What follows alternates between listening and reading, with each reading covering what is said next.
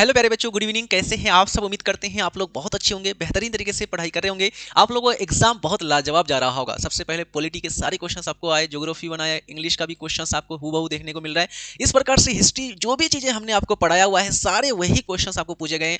बहुत हलवा, बहुत आसान आसान क्वेश्चंस है। आपको पता ही है कि हाई 100 में से 50 आपको ऑब्जेक्टिव बनाना पड़ता है और सब्जेक्टिव 50 बनाना पड़ता है, टोटल 100 मार्क्स के एग्जाम। तो चलिए हम लोग अब ये सारा चीज आपको पता ही होगा, तो एक एक करके सारा क्वेश्चन का आंसर हम लोग करते जाते हैं। पहला आपका क्वेश्चन है, किसे भारतीय पुरातत्व है ना, भारतीय पुरातत्व का पिता यानी भारतीय पुरातत्व का जनक किसे कहा जाता है? 1000 बार ये क्वेश्चन कराए होंगे आपको। अलेक्जेंडर कनिंघम को कहा जाता है। मोहनजोदड़ो किस नदी पर है? बताइए भाई। मोहनजोदड़ो 1922 में राखलदास बनर्जी के द्वारा खोजा गया था। ये सिंधु नदी के किनारे है। किस नदी के किनारे है? सिंधु नदी के किनारे है। आर्यस बिष्ट द्वारा धौलावीरा का उत्खनन, धौलावीरा गुजरात में पड़ता है, भारत का बड़ा ये आपका क्या बोलते हैं कि पूरा स्थल है आपका धौलावीरा। ये प्यारे बच्चों इसको आर्यस बिष्ट के द्वारा 1990 में खोजा गया था। ऑप्शन नंबर डी आपका बिल्कुल राइट हो जाएगा। अगला है आपका, भारतीय पुरातत्व सर्वेक्षण की स्थापना कब की गई थी? तो भारतीय पुरातत्व सर्वेक्षण जो है इसकी स्थापना 1861 में किया गया था। और किसके द्वारा? अलेक्जेंडर कनिंघम के द्वारा। तो ऑप्शन नंबर सी आपका बिल्कुल राइट हो जाएगा। अगला क्वेश्चन है आपका प्यारे बच्चों कि हड़प्पा सभ्यता का विस्तार है ना, हड़प्पा सभ्यता का पूर्वी विस्तार कहां से कहां तक मिलता है? बताइए। हड़प्पा सभ्यता का जो विस्तार है हमने आपको पढ़ाया था कि हड़प्पा जो सभ्यता है प्यारे बच्चों, ये आपका इस प्रकार से हड़प्पा सभ्यता है ना, उत्तर में आपको मिलता है मांडा, और यहाँ पर पश्चिम में मिलता है आपका सुंगागिंडो, और पूरब में मिलता है आपका है ना क्या बोलते हैं आलमगीरपुर, और यहाँ पर दक्षिण में मिलता है आपको क्या, दक्षिण में आपका है क्या बोलते हैं कि उसको दैमाबाद। तो यहाँ पर आपका Alamgirpur option number D right हो जाएगा। महाजनपदों का उदय कब हुआ? 16 बड़े बड़े महाजनपद ये हुआ था 6ठी शताब्दी ईसा पूर्व यानी कि 600 BC के आसपास। ऑप्शन नंबर सी आपका राइट हो जाएगा। अगला क्वेश्चन है, गणतांत्रिक व्यवस्था, सबसे पहला विश्व का पहला गणतंत्र वैशाली में जी है ना, ऑप्शन नंबर डी राइट हो जाएगा। बिम्बिसार का संबंध किस वंश से था? तो बिम्बिसार ये आपका हर्यक वंश से था मेरे बच्चों आपका। Option number C Bimbisara, Ajatashatru, Udayi, Haryanka वंश था। इंडिका की रचना बताइए भाई। इतना हलवा आसान क्वेश्चन आपको पूछेगा, नहीं बता पाइएगा। इंडिका की रचना किसके द्वारा लिखा गया? किसके द्वारा इसको लिखा गया? इंडिका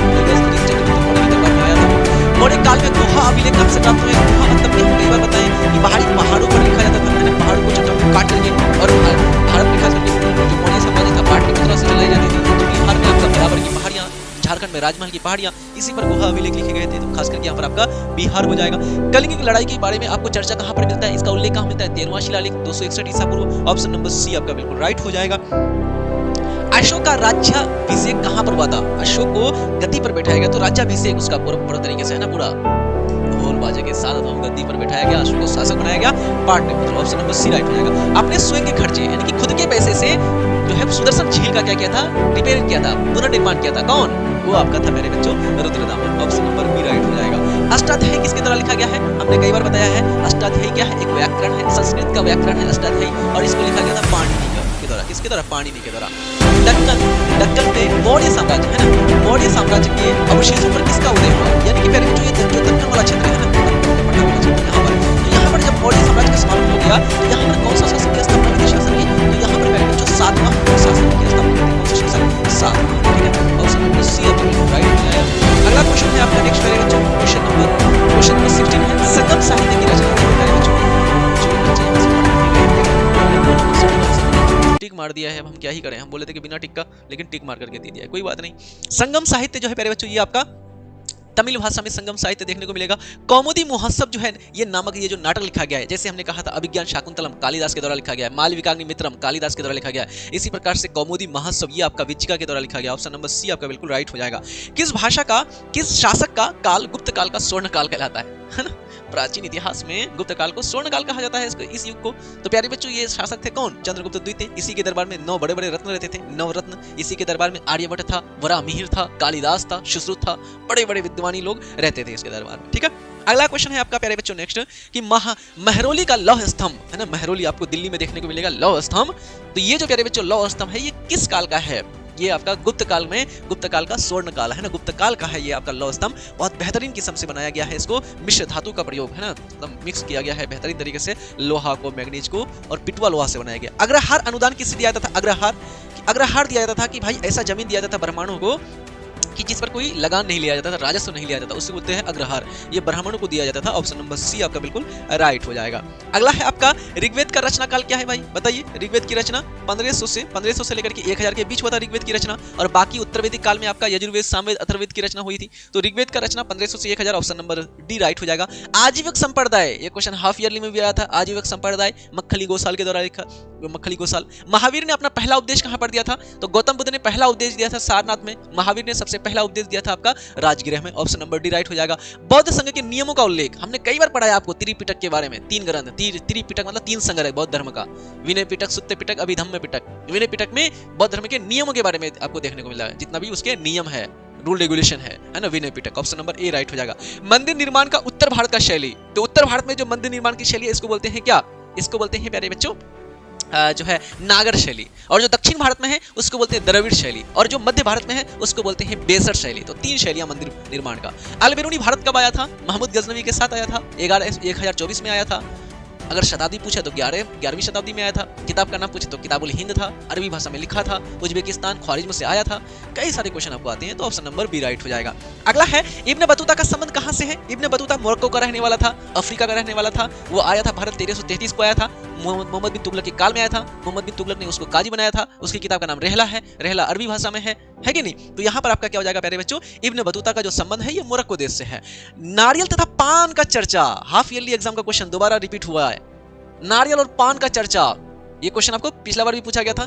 तो नारियल और पान का चर्चा कौन किया था, इब्न बतूता। जब भारत से वापस जाते हैं तो अपना कहानी सुनाते हैं जूजिए को, और जूजिए को कहते हैं कि भाई हम जो भारत गए थे तो भारत में हमने क्या देखा, नारियल देखा। और नारियल का पौधा कैसा था, वैसा ही था जैसा यहाँ खजूर का पौधा होता है, खजूर सुपारी होता है जैसा, बस ये कि उसका फल जो है थोड़ा बड़ा टाइप का था। पान के बारे में चर्चा करता है कि भारत के लोग पान खाते हैं, लेकिन पान के पत्तियों को खाते हैं, उसमें फल ना होता है ना फूल होता है, कुछ भी नहीं, फिर भी उसको खाते हैं। इस तरह की चर्चा करते हैं ना, कौन, इब्न बतूता। अगला है आपका नेक्स्ट प्यारे बच्चों, travels in the Mughal empire, है ना, कौन, फ्रांसवा बर्नियर। कितना साल था भारत में, 12 साल था। 1556 वो आता है, 1656 को, 1656 से 1668 था, 68 तक था, यानी कि लगभग 12 साल था वो। और वो दारा शिकोह का पर्सनल डॉक्टर था, चिकित्सक था फ्रांसवा बर्नियर, है कि नहीं। और इन्होंने किताब भी लिखा था, travels in the Mughal empire. तो ऑप्शन नंबर डी राइट हो जाएगा। फ्रांसिस बर्नियर भारत में कितना साल था, 12 साल था, है ना। मोहम्मद बिन तुगलक, ये अल बेरूनी कितना साल था, 6 साल था। उसके बाद आपका इब्न बतूता कितना था, 10 साल था, ये आपका 12 साल था, है कि नहीं। अलवार और नैनार संतों का संबंध किस धर्म से है ना। अलवार और जो नैनार है प्यारे बच्चों, ये किस क्षेत्र से है ना, धर्म नहीं क्षेत्र, क्योंकि दोनों तो हिंदू ही धर्म से हैं। अलवार जो है विष्णु की पूजा करते थे, नैनार जो है शिव की पूजा करते थे, और ये दोनों का दोनों कहां पर था, दक्षिण भारत में था। ऑप्शन नंबर डी राइट हो जाएगा।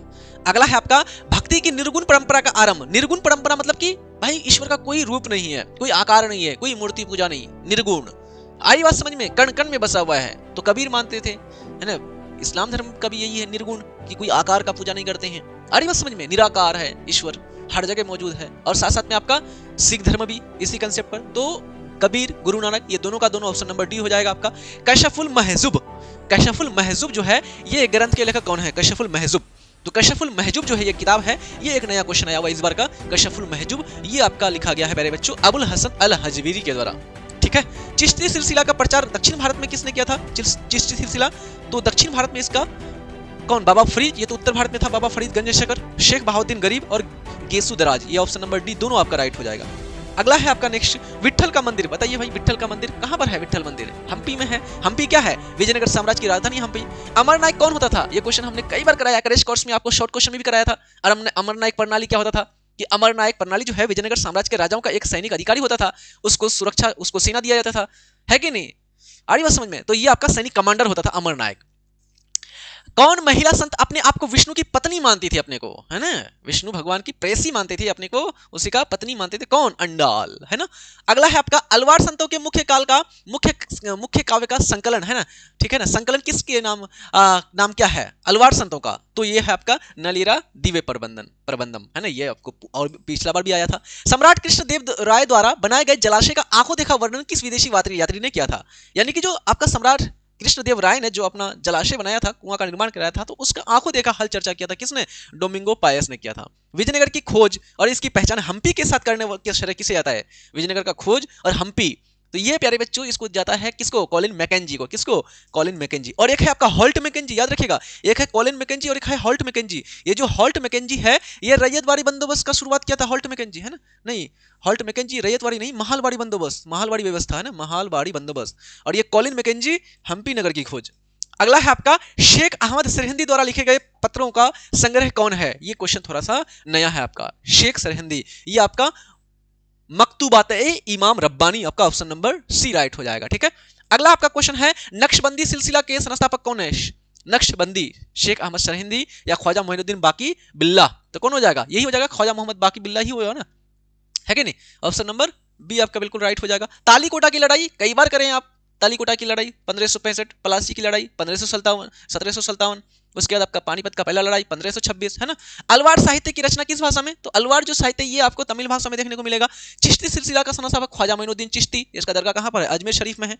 बताइए, इतना आसान आसान क्वेश्चन। आईने अकबरी, अकबर के द्वारा, अकबर का शासनकाल के बारे में चर्चा करता है कौन, कौन, अबुल फजल, है ना। आईने अकबरी ये अब अकबरनामा का तीसरा हिस्सा है, ये फारसी भाषा में लिखा गया था, नाम ही से पता चल रहा है, आईने अकबरी, अकबर का कानून, ये फारसी शब्द है। मुगल काल में किस विदेशी यात्री ने भारत का भ्रमण किया था, मुगल काल में, तो मुगल काल में भारत कौन आया था, आपको हमने पढ़ाया था, है ना, आपको हमने विदेशी यात्रियों के बारे में चैप्टर नंबर 5 में पढ़ाया था। पीटर मुंडी भी आया था, उसके बाद विलियम हॉकिंस, तो ये तो जहांगीर के दरबार में आया था, इसको क्या कहा था, बहुत फर्राटेदार इंग्लिश बोलता था ये, तो जहांगीर ने इसको इंग्लिश खां की उपाधि दिया था, है ना। रॉल्फ फिच भी आया था, तो सबके सब आए होंगे। किस मुगल शासक ने रेहट, है ना, रेहट प्रणाली क्या, अभी हमने क्रैश कोर्स में सब्जेक्टिव क्वेश्चन कराया था 2 नंबर में आपको, कि रेहट मतलब कि भाई सिंचाई की एक व्यवस्था थी, बैल उसको खींचते थे और बाल्टी की तरह पानी निकलता था, ठीक है। तो जो बच्चे, प्यारे बच्चों, अभी तक क्रैश कोर्स में ज्वाइन नहीं हो पाए, क्रैश कोर्स जल्दी से ज्वाइन कर लीजिएगा, बहुत बेहतरीन वहां पर पढ़ाई हो रही है आपकी। और सब्जेक्टिव क्वेश्चन जितना भी है ना, सारा का सारा हमारा वहीं से फंसा हुआ है। हमने आपसे वादा किया था कि भाई क्रैश कोर्स में आपका 7 गो सब्जेक्टिव क्लास होगा और 7 ही में से सारा क्वेश्चन आएगा, चाहे आपका बोर्ड एग्जाम हो या फिर चाहे आपका सेंटर एग्जाम हो या कोई भी एग्जाम हो, सारा क्वेश्चन वहीं से आएगा और सारा क्वेश्चन वहीं से आपको देखने को मिलेगा। सेंटर एग्जाम का सब्जेक्टिव क्वेश्चन उठा के देख लीजिए आप, ठीक है। किस मुगल शासक, तो आप लोग क्रैश कोर्स में ज्वाइन कर लीजिएगा, फी आपका बहुत कम है, मात्र 299 रुपये आपका फी है प्यारे बच्चों। इसके लिए प्ले स्टोर से उम्मीद क्लासेस एप्लीकेशन को डाउनलोड कर लीजिए और अगर आपको कोई दिक्कत आए तो 75 43 044 368 इस नंबर पर कॉल कर लीजिएगा, मैसेज कर लीजिएगा, ठीक है। आगे है आपका, तो ये बाबर हो जाएगा आपका। अगला क्वेश्चन है आपका नेक्स्ट, मुगल प्रशासन में राजस्व विभाग का प्रधान कौन होता था, तो राजस्व विभाग जो है ये टोडरमल के हाथों में था, है ना, दीवान, ऑप्शन नंबर ए आपका राइट हो जाएगा। उसके बाद आपका विद्वान एवं धार्मिक व्यक्तियों को दिया जाने वाला दान क्या कहलाता था, तो जो बड़े बड़े विद्वान होते थे, जो धार्मिक व्यक्ति होते थे, उसको दिया जाता था मुगल काल में मददे माश, क्या दिया जाता था, मददे माश। अगला आपका क्वेश्चन है प्यारे बच्चों नेक्स्ट, खानवा की लड़ाई कब हुआ था, खानवा की लड़ाई 1527, पानीपत पहला लड़ाई 1526 और उसके बाद अगला साल 1527 खानवा की लड़ाई राणा संगा के साथ बाबर और राणा संगा। हुमायूं नामा के लेखक कौन है, अकबर के कहने पर हुमायूं की बहन गुलबदन बेगम ने क्या लिखा था, हुमायूं नामा लिखा था, गुलबदन बेगम। पानीपत की पहली लड़ाई के द्वारा भारत में किसके शासन की शुरुआत होती है, तो पानीपत की पहली लड़ाई कौन जीतता है, बाबर, और बाबर किस वंश की शुरुआत करती है, मुगल वंश का शुरुआत करता है। 1540 कन्नौज की लड़ाई, हमने 2 लड़ाई पढ़ाया है, 1539 1540। 1539 इसको बोलते हैं चौसा की लड़ाई और इस लड़ाई में शेरशाह सूरी ने हुमायूं को हरा दिया था। 1540 कन्नौज की लड़ाई, इसमें भी शेरशाह सूरी ने हुमायूं को हरा दिया था और हुमायूं भाग करके राजस्थान के राजपूत घराने में छुपा था और फिर भाग करके ईरान चला गया था, है कि नहीं। तो ये आपका क्या हो जाएगा, हुमायूं और शेरशाह सूरी के बीच, ऑप्शन नंबर बी राइट हो जाएगा। इतना मस्त क्वेश्चन पूछा हुआ है। ग्रैंड ट्रंक रोड का निर्माण किसने किया था, ग्रैंड ट्रंक रोड का निर्माण शेरशाह सूरी ने किया था, लाहौर से लेकर के कोलकाता तक जाता था, ढाका तक जाता था, बांग्लादेश तक, है ना। तो क्या हो जाएगा, शेरशाह सूरी, ऑप्शन नंबर ये आपका राइट हो जाएगा। इसको शेरशाह सूरी मार्ग भी बोलते हैं। 1556 से 1560, क्योंकि इस समय अकबर बहुत छोटा था, तो अकबर का संरक्षक कौन था, अकबर मात्र 14-15 साल का था उस समय। तो अकबर का संरक्षक कौन था, बैरम खान, है ना, अब्दुल रहीम खान खाना का पिताजी था Bairam Khan, option number D. जिन मनसबदारों को नगद भुगतान दिया जाता था उसको क्या कहते हैं, तो प्यारे बच्चों जो मनसबदार, जो बड़े बड़े अधिकारी बड़े पद पर होते थे, तो उसको नगद वेतन भी दिया जाता था, उनको कहते थे नकदी, क्या बोलते हैं उसको, नकदी। और किसी को है ना जागीर के रूप में दिया जाता था जमीन, तो उसको बोलते जागीरदार, क्या बोलते हैं, जागीरदार। तो ऑप्शन नंबर सी यहाँ पर नकदी हो जाएगा। अकबर ने दहसाला प्रणाली किसकी सहायता से शुरू किया था, दहसाला प्रणाली, 10 साल का बंदोबस्त, दहसाला प्रणाली टोडरमल के नेतृत्व में, ऑप्शन नंबर सी राइट हो जाएगा। राजकुमारों में से कौन सा कला का महान संरक्षक था, यानी कि बहुत ज्यादा कला को संरक्षण प्रदान किया था, कला को बढ़ावा दिया था, वो था आपका प्यारे बच्चों कौन, Dara Shikoh, option number A आपका राइट हो जाएगा। कौन हमारा व्यापारी सबसे पहले मुगल काल में भारत आया था, मुगल काल में भारत आने वाला सबसे पहला व्यापारी कौन है, तो सबसे पहले आपका पुर्तगाली आया, फिर बाद में ये सब डच और फ्रांसीसी और पुर्तगाल इंग्लैंड आया था, है ना। तो ऑप्शन नंबर आपका ए राइट हो जाएगा, ठीक है। अगला क्वेश्चन, प्लासी की जो है पहली लड़ाई है ना, प्लासी की लड़ाई, पहली क्या, प्लासी का तो एक तो लड़ाई हुआ ही था, और इसमें 1757 23 जून 1757 को ये लड़ाई हुआ था। एक तरफ अंग्रेज अधिकारी रॉबर्ट क्लाइव था, दूसरी तरफ आपका बंगाल का नवाब सिराजुद्दौला था, और बंगाल का नवाब सिराजुद्दौला का एक अधिकारी था जिसका नाम था मीर जाफर। ये गद्दार निकल गया, रॉबर्ट क्लाइव से हाथ मिला लिया। रॉबर्ट क्लाइव ने उसको क्या दिया, गद्दारी के रूप में कहा कि भाई आप गद्दारी कीजिए, आप हमारा साथ दीजिए, आपको हम क्या देंगे, बंगाल का नवाब बना देंगे। तो उन्होंने ऐसा ही किया और नवाब सिराजुद्दौला की हत्या कर दिया अपने बेटे मीर मदन के द्वारा, और बाद में उसको बंगाल का नवाब बनाया गया, और फिर बाद में अंग्रेज उसको भगा भी दिया, है कि नहीं। गद्दार कौन, मीर जाफर, 1757। अगला आपका डी ऑप्शन राइट हो जाएगा। किस प्रदेश में सबसे पहले औपनिवेशिक शासन की शुरुआत, तो सबसे पहले औपनिवेशिक शासन की शुरुआत कहां पर हुआ था, तो आपका बंगाल में हुआ था 1757 की लड़ाई के बाद। तो ऑप्शन नंबर बी राइट हो जाएगा। पिट्स इंडिया एक्ट कब आया था, 1784 को आया था, है ना। अस्थाई बंदोबस्त की शुरुआत 1793 किसके द्वारा, लॉर्ड कॉर्नवालिस के द्वारा। सबसे पहले अस्थाई बंदोबस्त कहां लगाया गया था, ये आपका बंगाल में लगाया गया था। कहां पर, बंगाल में। ऑप्शन नंबर डी राइट हो जाएगा। इतना मस्त मस्त क्वेश्चन है, क्या बोले। दक्कन दंगा आयोग है ना बनाया गया था कि भाई दक्कन में विद्रोह हो गया था 1875 को। इस विद्रोह का जांच पड़ताल के लिए एक आयोग बनाया, कमीशन बनाया, दक्कन दंगा आयोग, और इन्होंने रिपोर्ट पेश किया था कब, 1878 को ब्रिटेन की पार्लियामेंट में, संसद में। ऑप्शन नंबर सी राइट हो जाएगा। अंग्रेजों के विरुद्ध पहला संगठित और व्यापक विद्रोह, बहुत बड़े लेवल पर विद्रोह, पहला विद्रोह हुआ था जिसको भारत का पहला स्वतंत्रता संग्राम कहा था विनायक दामोदर सावरकर ने, वो था आपका 1857 का विद्रोह। ऑप्शन नंबर सी राइट हो जाएगा। किस भारतीय राज्य ने ब्रिटिश इंडिया कंपनी के साथ सहायक संधि पर हस्ताक्षर किया था। सहायक संधि क्या होता था, हमने कई बार बताया है। अंग्रेज भारतीय राजाओं को कहते थे कि आप हमारी सेना रखिए और इसके बदले में क्या कीजिए भाई, उसको वेतन दीजिए, आप वो आपकी रक्षा करेगा, लड़ाई में साथ देगा, है कि नहीं, ये करता था आपका। तो ये आपका प्यारे बच्चों ईस्ट इंडिया कंपनी का हैदराबाद का निजाम हो गया, अवध हो गया, मैसूर हो गया, अवध का सुजाउद्दौला, सब ने अपना ये स्वीकार किया था सहायक संधि। ऑप्शन नंबर डी आपका बिल्कुल राइट हो जाएगा। सहायक संधि किसके द्वारा चलाया गया था, वेलेजली के द्वारा चलाया गया था। गोद निषेध नीति, कि भाई आप किसी दूसरे का संतान बेटा आप गोद नहीं ले सकते हो, अगर गोद ले लिए तो वो राजा नहीं बन सकता। ये बनाया था डलहौजी ने, हड़प नीति का सिद्धांत, Lord Dalhousie. Option number D right हो जाएगा। वहाबी आंदोलन किसके द्वारा चलाया गया था, सर सैयद अहमद खान के द्वारा चलाया गया था। ऑप्शन नंबर ए राइट हो जाएगा। 29 मार्च 1857 को किस सैनिक छावनी में विद्रोह हुआ था। 29 मार्च 1857 मंगल पांडे, बैरकपुर छावनी, 34वीं इन्फेंट्री, है ना, Barrackpore. Option number C right हो जाएगा। 1857 का विद्रोह का नेतृत्व किसने किया था, है ना। 1857 के विद्रोह का नेतृत्व तो बिहार से, है ना, बिहार से पूछ रहा आपको, बिहार से। तो बिहार से आपका कौन किया था, वीर कुंवर सिंह किया था। अगला है आपका प्यारे बच्चों, ईस्ट इंडिया कंपनी का शासन भारत में कब स्थापित हुआ था, कब समाप्त हो गया था भारत में। तो 1857 का बहुत खतरनाक विद्रोह हुआ और इस विद्रोह के बाद शासन समाप्त करा दिया गया इंग्लिश का, और यहाँ पर शुरू हो गया ब्रिटिश क्राउन का शासन, है ना, ब्रिटिश राजा का शासन स्थापित हो गया। तो 1857 का विद्रोह और 1858 को यह शासन समाप्त हो गया इंग्लिश ब्रिटिश इंडिया कंपनी का। ऑप्शन नंबर ए आपका राइट हो जाएगा। अगला आपका क्वेश्चन है प्यारे बच्चों नेक्स्ट, सर्वे ऑफ इंडिया की स्थापना किस वर्ष हुई थी। सर्वे ऑफ इंडिया, भारत का सर्वे किया गया, है ना, हर चीज का जांच पड़ताल, ये 1767 में किया गया था। कब किया गया था, 1757, 58, 78। और ऑप्शन नहीं दिया है भाई, लो, इसलिए बोलते हैं ना ये लोग कैसे है, सो करके बनाता है क्वेश्चन, कैसे करके, सो करके, है ना, ऑप्शन ही नहीं दिया है। 1757 को, ठीक है, याद रखिएगा, 1767 को, 57 नहीं यार, देख करके हम भी यहाँ पर, तो 1767। अगला है फोर्ट विलियम नगर बनाया गया था। फोर्ट विलियम हमने आपको कई बार बताया है कि भाई बंगाल में 3 गो गांव, एक आपका गोविंदपुर, एक आपका सूतानती और एक आपका कालिकाता, इन तीनों गांवों को मिलाकर के बनाया गया था कोलकाता, है ना, फोर्ट विलियम। अगला है आपका गांधी जी का जन्म। गांधी जी का जन्म पोरबंदर में हुआ था, 2 अक्टूबर 1869 को हुआ था, Gujarat Porbandar. Option number C right हो जाएगा। रॉलेट एक्ट के खिलाफ राष्ट्रीय देशव्यापी आंदोलन का नेतृत्व किसने किया था। हम कई बार बताएं आपको कि भाई 13 अप्रैल 1919 को क्या हुआ था, जलियांवाला बाग हत्याकांड हुआ था और बहुत सारे लोग मारे गए थे। इससे पहले क्या हुआ था, एक कानून आया था 1919 को, रॉलेट एक्ट। इसके तहत क्या किया गया था, डॉक्टर सैफुद्दीन किचलू, सत्यपाल, दोनों को पकड़ जेल में डाल दिया गया था। इसको छुड़ाने के लिए जलियांवाला बाग में मीटिंग बुलाई गई थी और जनरल ओडायर ने बंदूक से भून दिया था लोगों को। इसी के कारण बाद में गांधी जी क्या करते हैं, असहयोग आंदोलन शुरू करते हैं। कौन, Gandhi ji. Option number C right हो जाएगा। मार्ले मिंटो सुधार अधिनियम कब पारित हुआ। एक आपका मार्ले मिंटो सुधार और एक आपका मॉन्टेग्यू चेम्सफोर्ड सुधार। तो मार्ले मिंटो 1909 और मॉन्टेग्यू चेम्सफोर्ड 1919, तो 1909 हो जाएगा Morley Minto. Option number C आपका राइट हो जाएगा। खेड़ा सत्याग्रह तो सबसे पहले गांधी जी 1917 में करते हैं प्यारे बच्चों, कौन सा आंदोलन, चंपारण। फिर 1918 में आपका करते हैं खेड़ा, और खेड़ा में किसानों की आवाज उठाते हैं। खेड़ा जो सत्याग्रह है गुजरात में, खेड़ा, वहां पर प्यारे बच्चों प्रमुख से किसान जो है, फसलें नष्ट हो गई थी, सूखा हो गया था, बारिश हुआ नहीं था, तो किसानों से जबरदस्ती टैक्स लिया जाता था। अंग्रेज किसान परेशान हो गए थे, तो गांधी जी को बात पता चला, तो गांधी जी ने क्या किया था, इसका विरोध किया था, खेड़ा सत्याग्रह किसानों का। ऑप्शन नंबर ए राइट हो जाएगा। The story of my experiment with truth, है ना, सत्य के साथ मेरे प्रयोग, माई एक्सपेरिमेंट विद ट्रूथ, ये किसकी लिखा हुआ है? ऑटोबायोग्राफी है, आत्मकथा है, किसका? गांधी जी का। ऑप्शन नंबर डी राइट हो जाएगा। बंगाल विभाजन कब हुआ था? 1905 को हुआ था बंगाल विभाजन।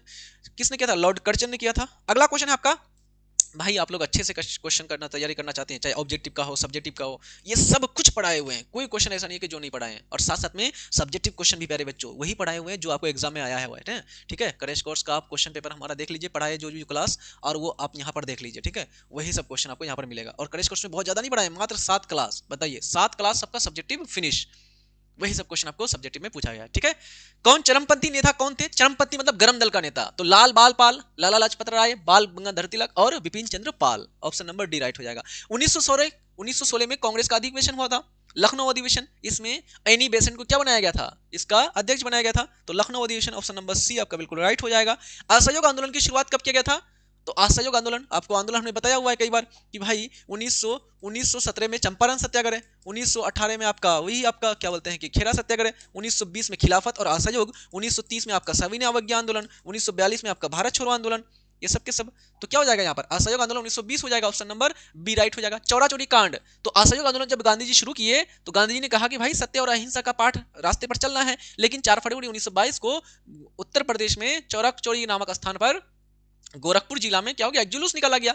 जुलूस को रोकने के लिए पुलिस जो है काम बल का प्रयोग किया, तो गुस्से में आकर के लोगों ने थाने को जला दिया और 21 पुलिसकर्मी की मृत्यु हो गई थी। ठीक है, option number B Uttar Pradesh में घटना हुआ था। साइमन कमीशन, इसमें 7 सदस्य थे, इसको गोड़ा आयोग कहते हैं, व्हाइट कमीशन बोलते हैं। 1928 में भारत आया था।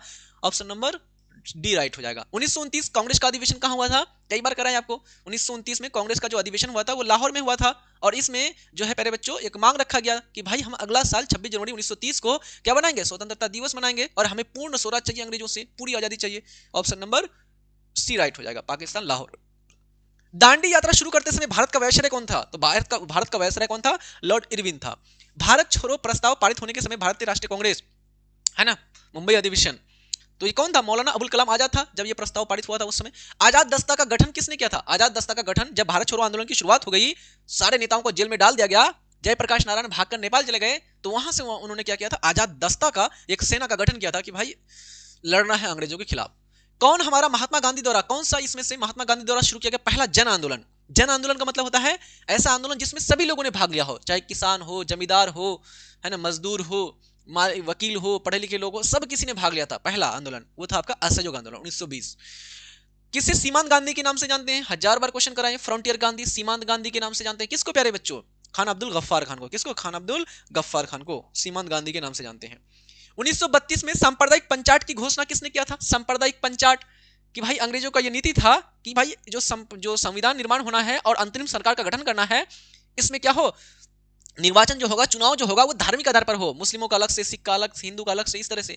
तो सांप्रदायिक पंचायत जो है ये आपका ब्रिटिश प्रधानमंत्री रेमसे मैकडोनाल्ड था उस समय, है ना, इन्होंने ही घोषणा किया था। बंगाल विभाजन की घोषणा, ये क्वेश्चन तो दोबारा आ गया यार, ले, है ना, 1905। मुंडा विद्रोह जो है इसकी शुरुआत, इसका नेतृत्व किसने किया था? बिरसा मुंडा ने। संथाल विद्रोह का नेतृत्व किसने किया था? सिद्धू और कान्हू ने।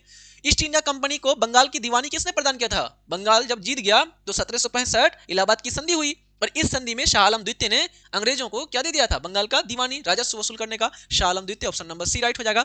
स्वराज दल के प्रथम अध्यक्ष कौन थे? तो प्यारे बच्चों जब 1922 में, यह हमने कराया है आपको कि 1922 में असहयोग आंदोलन समाप्त हो गया, तो जो मोतीलाल नेहरू है, चित्तरंजन दास है, वो टेंशन में आ गए कि गांधी जी जब मन करता है आंदोलन कर देता है, जब मन करता है बंद कर देता है। तो गुस्से में आकर के उन्होंने एक और किया, कांग्रेस के अंदर स्वराज दल, है ना, ये थोड़ा सा गर्म दल का था। इसका पहला अध्यक्ष बनाया गया था चित्तरंजन दास को और मोतीलाल नेहरू बना था इसका क्या? महासचिव। 1939 के त्रिपुरी अधिवेशन, प्यारे बच्चों 2 अधिवेशन, एक त्रिपुरी और एक आपका हरिपुरा। 1939 त्रिपुरी अधिवेशन, 1940 हरिपुरा अधिवेशन। ये दोनों अधिवेशन में सुभाष चंद्र बोस को क्या बनाया गया था? अध्यक्ष बनाया गया था। ठीक है, संविधान सभा का अध्यक्ष कौन था? तो संविधान सभा के अध्यक्ष कौन थे? डॉक्टर राजेंद्र प्रसाद थे इसके अस्थायी अध्यक्ष। दिल्ली चलो का नारा किसने दिया था? सुभाष चंद्र बोस ने दिल्ली चलो का नारा दिया था।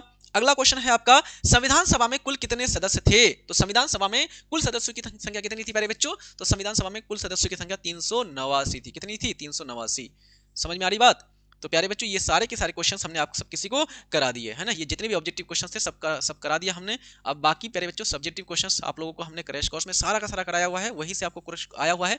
लेकिन सेंटअप एग्जाम में जो सब्जेक्टिव क्वेश्चन है इसका भी हम आंसर की आपको करा देंगे, ठीक है, इसका भी सब्जेक्टिव क्वेश्चन का भी पूरा का पूरा हम आंसर की करा देंगे, आप लोग टेंशन नहीं लीजिएगा। बाकी जो बच्चे क्रैश कोर्स में नहीं जुड़े हैं जल्दी से जुड़ जाइएगा, बहुत मिनिमम फी है, मात्र 299 रुपया। 299 आपको नोट्स भी मिल जाएगा, टेस्ट मिल जाएगा है ना, क्वेश्चन बैंक मिल जाएगा, मॉडल पेपर मिल जाएगा, गेस्ट पेपर मिल जाएगा, क्लासेस मिल जाएगी, सारी चीजें मिल जाएगा। और हमारा क्या है प्यारे बच्चों टारगेट कि 10 ऑब्जेक्टिव का क्लास, 7 सब्जेक्टिव का क्लास, 1 क्वेश्चन बैंक का क्लास और 2 आपका स्पेशल सेक्रेट क्लास। मात्र 20 क्लास में आपकी तैयारी लाजवाब हो जाएगी, आपको टेंशन लेने की कोई जरूरत नहीं है। आप अगर टेंशन में है तो आप बिल्कुल ज्वाइन कीजिए उम्मीद क्लासेस में क्रैश कोर्स, और आप तैयारी बेहतरीन हो जाएगा। 7543-044-368 इस नंबर को कॉल सेव कर लीजिए, कॉल या मैसेज इसमें कर लीजिएगा। तो चलिए बात करते हैं हम लोग सब्जेक्टिव क्वेश्चंस को बेहतरीन तरीके से देखने का प्रयास करते हैं प्यारे बच्चों, लास्ट तक आप लोग बने रहिएगा, ठीक है। हिस्ट्री का आपको पता ही होगा, ये आपका हिस्ट्री का है सेंटअप एग्जाम है ना, इतिहास का। तो चलिए प्यारे बच्चों हम क्या किए हैं, हिस्ट्री का जो सब्जेक्टिव क्वेश्चंस है मैं यहाँ पर उसका आंसर टाइप करके लेकर के आया हूँ, इसलिए हम लोग चलते हैं अपना पूरा का पूरा क्वेश्चन की तरफ, एक से लेकर के पूरा देखेंगे जितना भी आपको क्वेश्चन आया हुआ है। बहुत मस्त मस्त क्वेश्चन आया हुआ है।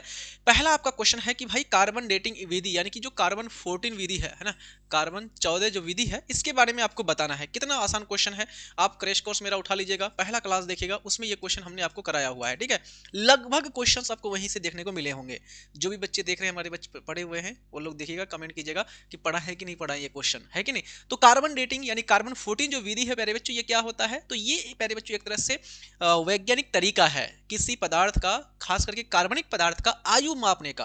कि भाई जब कोई जीव है ना दुनिया में जीवित रहता है तो वो कार्बन को क्या करते हैं, अवशोषित करते हैं, कार्बन की मात्रा को ऑब्जर्व करते हैं, और मर जाने के बाद धीरे धीरे वो निकालते हैं बाहर, है ना, रिड्यूस करते हैं। तो धीरे धीरे कार्बन की मात्रा घटती जाती है, और कार्बन की मात्रा जिस प्रकार से घटती जाती है, क्षय होता है, उस आधार पर निकाला जाता है उसका आयु, उसका उम्र, है ना। तो ये आपका आयु 60,000 वर्ष तक है ना, 60,000 पुराना जो है क्या बोलते हैं कि 60,000 आयु तक ये निर्धारित कर सकते हैं इस विधि के माध्यम से। तो कार्बन जो 14 विधि है जिसे रेडियो कार्बन डेटिंग कहा जाता है।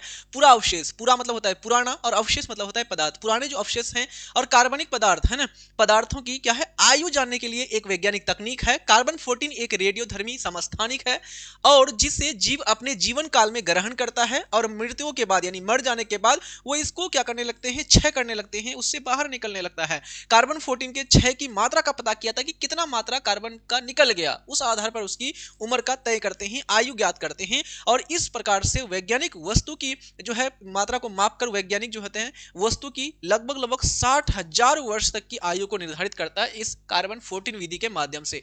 अगला क्वेश्चन है, ये क्वेश्चन तो भाई आपको हमने कराया ही था, क्रैश कोर्स का पहला क्लास का क्वेश्चन आया हुआ है, आप लोग देख लीजिएगा। ये आपको कराए थे कि नहीं कराए थे, हड़प्पा लिपि के बारे में हमने आपको बताया था। हड़प्पा लिपि इस तरह का होता है ना, कहीं मछली भी बना होता था, उसके बाद पेड़ पौधे बना दिए है ना, चिड़िया बना दिए, सांप बना दिए है ना, त्रिशूल बना दिए है ना, उल्टा दिए है ना, घुलटा दिए, घंटा बना दिए, इस तरह से होता था। चित्राक्षर लिपि इसको बोलते हैं, हड़प्पा की जो लिपियां है ना, आपको हमने समझाया था, आया हुआ है। इसी तरह के क्वेश्चन आपको आएगा एग्जाम में, फाड़ दीजिएगा आप लोग, समझ में आ रही बात। तो हड़प्पा की जो लिपि थी ये कैसी थी, चित्राक्षर लिपि थी, चित्र वाला लिपि था, याद रखिएगा प्यारे बच्चों।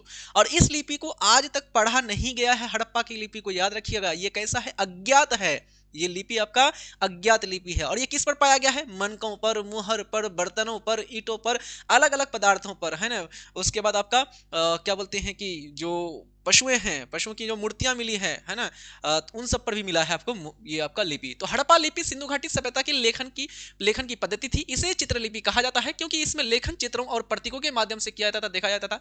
यह लिपि अब तक अविज्ञात है, यानी कि इसको अभी तक जाना नहीं गया है, यह पढ़ा नहीं गया है, यानी आज तक कोई भी विद्वान इसे पूरी तरह नहीं पढ़ सका है। हड़प्पा लिपि के चिन्हों में जानवर, पौधे, मानव अंग और ज्यामितीय आकृतियों की तस्वीर देखने को मिलता है। यानी कि प्यारे बच्चों अलग अलग ज्यामिति है ना, ट्रायंगल हो गया, रेक्टेंगल हो गया है ना, चतुर्भुज हो गया, इस तरह के आपको आकृति भी देखने को मिलेंगे। समझ में आ रही बात। अगला क्वेश्चन है, मोहनजोदड़ो के विशाल स्नानागार की 2 विशेषता बताइए। क्या क्वेश्चन नहीं कराए हैं आपको, बिल्कुल कराए हुए प्यारे बच्चों। तो इस प्रकार से आपका ये सब के सब क्वेश्चन आपको क्रैश कोर्स से आया हुआ है। हमने आपसे वादा किया था कि भाई जो भी बच्चे क्रैश कोर्स में अगर जुड़ते हैं तो क्रैश कोर्स में आपका हिस्ट्री का मात्र कितना क्लास होगा, 20 क्लास मात्र करना है आपको। 10 क्लास ऑब्जेक्टिव का करना है, 7 क्लास सब्जेक्टिव क्वेश्चन का करना है, 1 क्लास क्वेश्चन बैंक का करना है और 2 स्पेशल सीक्रेट क्लास करना है। बस इतना ही करना है, क्योंकि एग्जाम बहुत पास है। अभी चैप्टर वाइज और लंबा पढ़ने से कोई फायदा है नहीं। आपको इंपॉर्टेंट पढ़ना है, वही सब पढ़ना है जो एग्जाम में आ जाए। बताइए क्वेश्चन नहीं किए हैं आपको हमने कराया था कि भाई मोहनजोदड़ो से जो आपको स्नानागार मिला है उसकी 2 विशेषता लिखाइए। सेम टू सेम तो क्वेश्चन आया हुआ है। तो ये इसकी विशेषता क्या है कि जो मोहनजोदड़ो से जो बड़ा स्नानागार मिला है ये ईंटों से बनाए हुए थे। इसके चारों तरफ क्या होते थे, मकान होते थे, मकान बनाए गए थे, घर बनाए गए थे। एक तरफ से पानी आता था, दूसरी तरफ से निकल जाता था, है कि नहीं।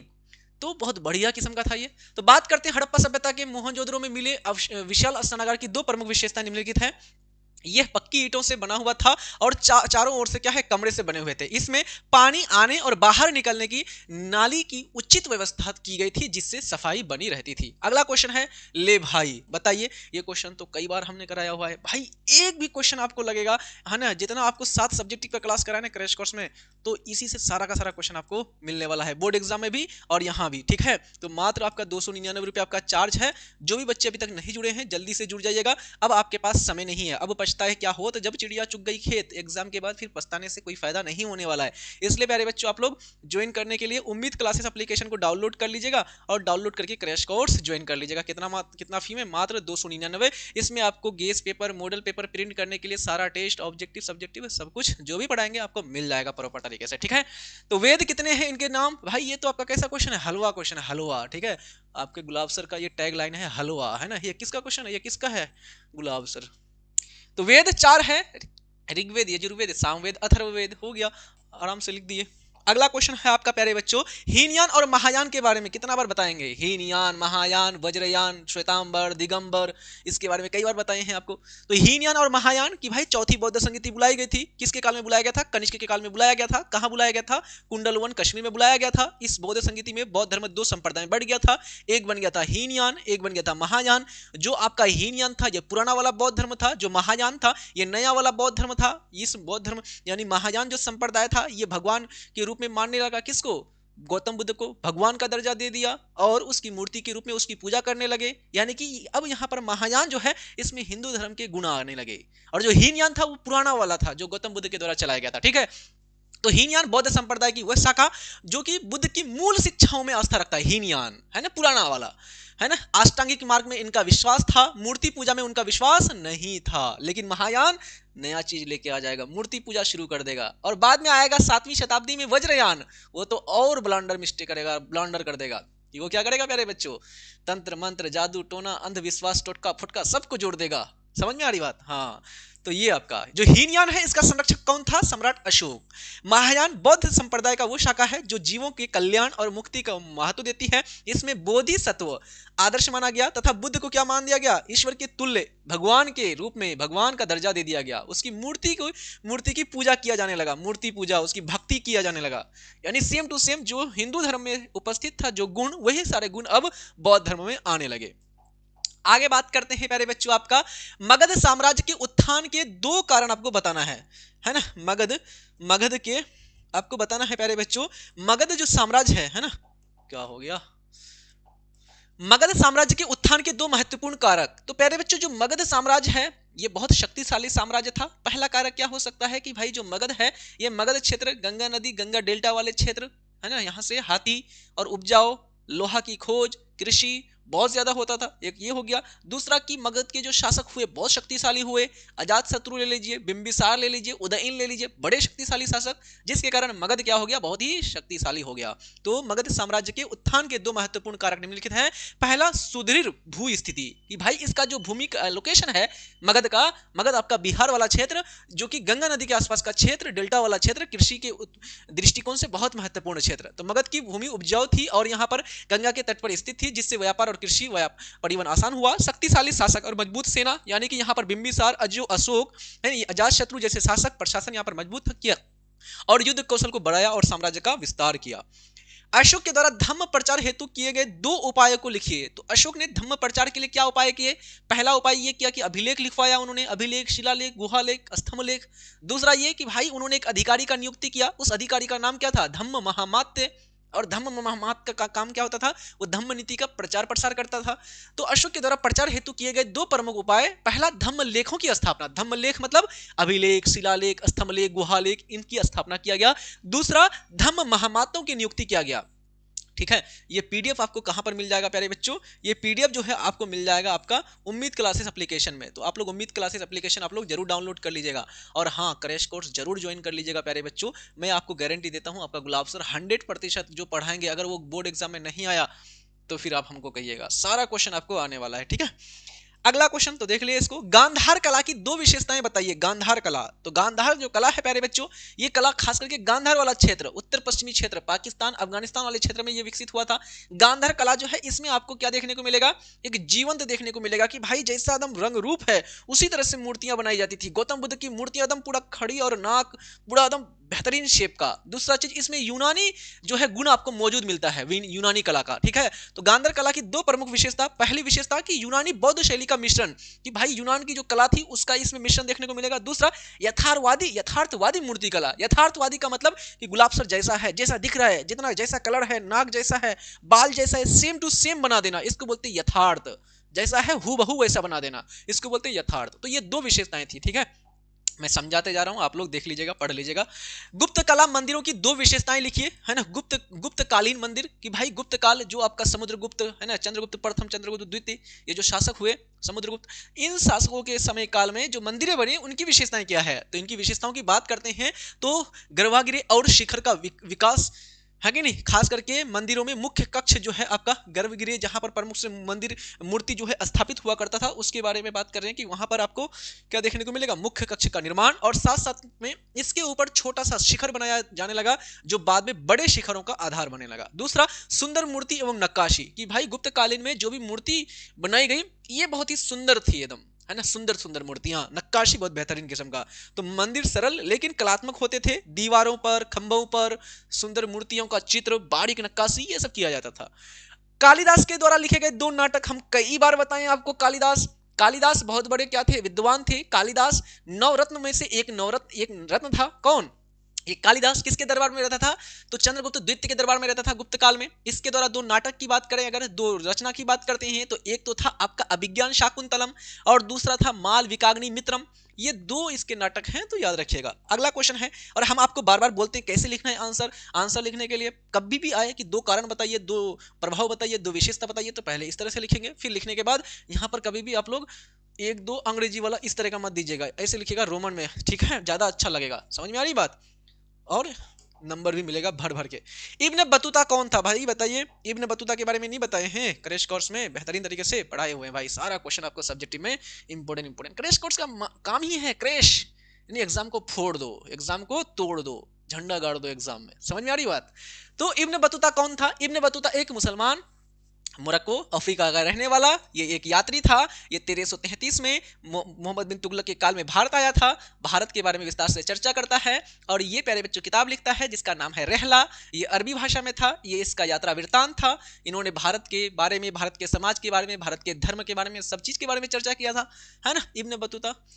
आगे बात करते हैं प्यारे बच्चों, दो निर्गुण संतों के नाम बताइए। निर्गुण संत का मतलब क्या होता है? निर्गुण, यानी कि प्यारे बच्चों वैसे संत जो कि एक तरह से निराकार, कि ईश्वर का कोई आकार नहीं है, निश्चित आकार नहीं है, वैसे मानते थे। कबीरदास क्या कहते थे कि भाई ये मूर्ति पूजने से, है ना, उसके सामने सिर झुकाने से, कुछ करने से कुछ नहीं होने वाला। निराकार है ईश्वर, कण कण में मौजूद है, हर जगह मौजूद है, आपके अंदर है।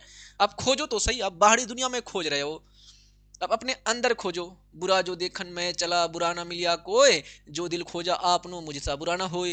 कि भाई आप बाहर खोज रहे थे, पता चला कि आपसे ज्यादा बुरा कोई है ही नहीं। समझ में आ रही बात। तो निर्गुणवादी, निराकार, कि ईश्वर का कोई प्रॉपर आकार नहीं है, वो हर जगह मौजूद है, कण कण में मौजूद है, हर जगह।